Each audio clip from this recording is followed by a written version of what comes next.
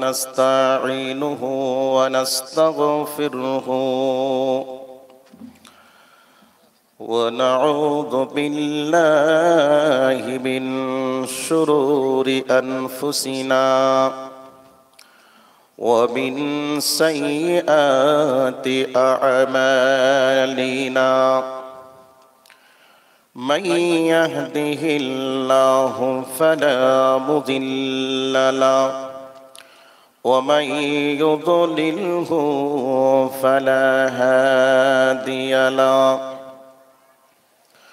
وأشهد أن لا إله إلا الله وحده لا شريك له وأشهد أن محمدًا عبده ورسوله أما بعد أعوذ بالله من الشيطان الرجيم بسم الله الرحمن الرحيم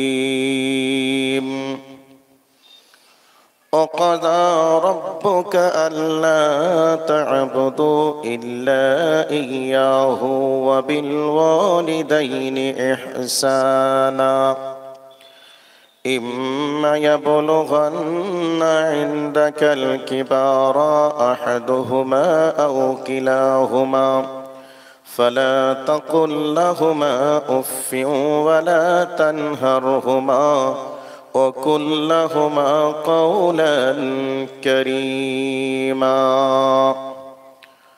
وقال النبي صلى الله عليه وسلم وعن أبي هريرة رضي الله تعالى عنه قال قال رسول الله صلى الله عليه وسلم رغم أنفه رغم أنفه رغم أنفه قيل من يا رسول الله قال من أدرك والديه عندك الكبار أحدهما أو كلاهما ثم لم يدخل الجنة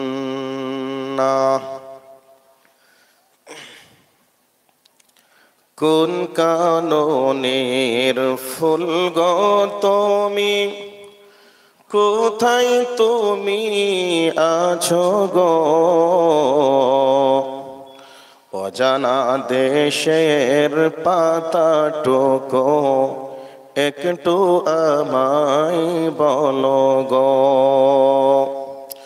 যেই দিন নবীর জন্ম হলো মুতালেবে ঘরেতে আলোকৃত হইল সেই ঘর শুধুই নবীর জন্মতে কোন কাননের ফুল গো তুমি কোথায় তুমি আছো গো অজানা দেশের পাতাটুকু একটু আমায় বলো গো আসমানেরি ফেরেশতা বলেন শোনো বিবি আমিনা তোমার ভে জন্ম নিবেন শেষ জামানার শেষ নবী কোন কাননের ফুল গো তুমি কোথায় তুমি আছো গো অজানা দেশের পাতাটুকু একটু আমায় বলো গো উপস্থিত চলমান সভার নির্বাচিত সুযোগ্য সভাপতি সাহেব, উপস্থিত আকাশের তারকা সাদৃশ্য উলামায়ে কেরাম, সামনে বসে থাকা ইসলাম পিপাসিত শ্রোতা মণ্ডলী, পর্দার অন্তরালে অবস্থানরতা আমার জননীর জাতিমা ও বোনেরা, সমস্ত রকমের প্রশংসার যিনি মালিক তিনি হলেন আমাদের রব। সেই রবের শেখানো ভাষার মাধ্যমে আমরা প্রশংসা আদায় করি, সকলে বলি আল্লাহ। হোক মহাবিশ্বের মহামানব আশরাফুল আম্বিয়া মেহবুবে কিবরিয়া নবী মুহাম্মদুর রাসূলুল্লাহ সাল্লাল্লাহু আলাইহি ওয়াসাল্লামের উপর আল্লাহুম্মা আমিন। ভাই, আপনাদের সম্মুখে পবিত্র কোরআন থেকে সূরা বানী ইসরাইল থেকে একখানা আয়াতে কারিমা পরিবেশন করেছি।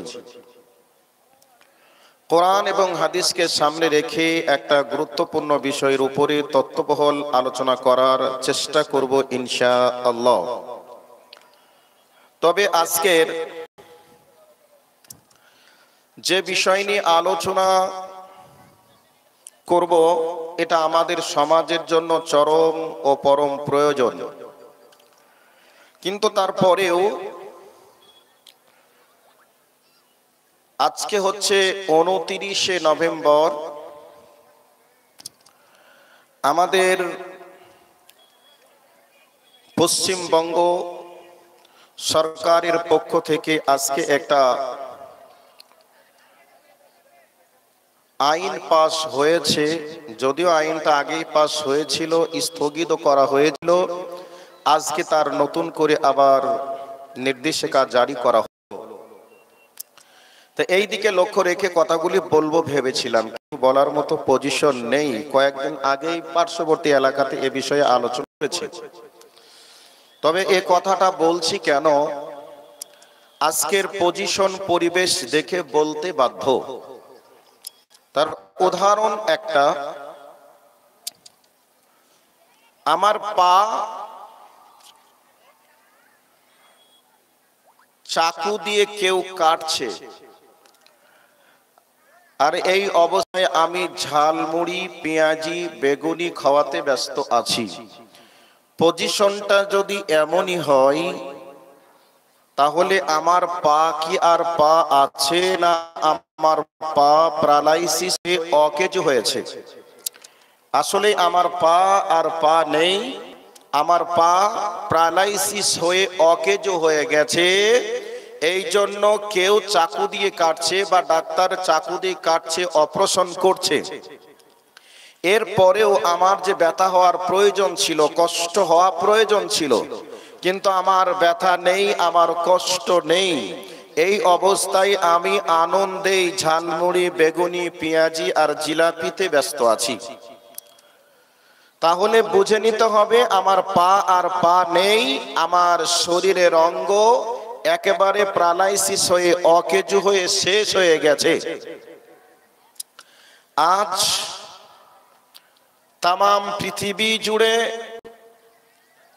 পৃথিবী জুড়ে মুসলিম উম্মার উপরে নির্যাতন চলছিল, এগুলি আমরা সোশ্যাল মিডিয়াতে দেখেছিলাম, কিন্তু আমরা স্বচক্ষে দেখিনি। কোথায় হচ্ছিল মায়ানমারে, কোথায় হচ্ছিল আপনার স্পেনে, কোথায় হচ্ছিল আমেরিকাতে, কোথায় হচ্ছিল চীনে। এই ধরনের দৃশ্যগুলি আমরা সোশ্যাল মিডিয়ার মাধ্যমে দেখতাম, কিন্তু আমাদের চোখে সরাসরি পড়িনি।